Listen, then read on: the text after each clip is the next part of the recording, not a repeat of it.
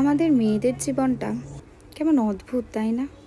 যেই আমরা ছোট থেকে পড়াশোনা করে ডিগ্রির পেছনে ছুটে বেড়াই, সেই সমস্ত সার্টিফিকেট দায়িত্বের ভারে শুধুমাত্র কাগজে পরিণত হয় ধীরে ধীরে।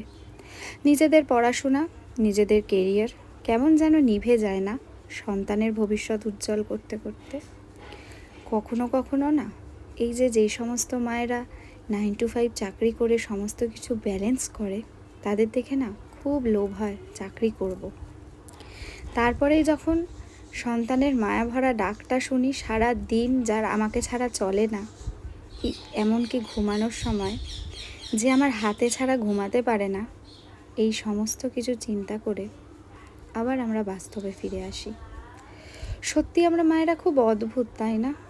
কেমন অনায়াসে সব কিছু বিসর্জন দিয়ে দিতে পারি, নিজেদের মায়েরা ঠিক যেমন করে এসেছে, ছোট থেকে দেখে এসেছি।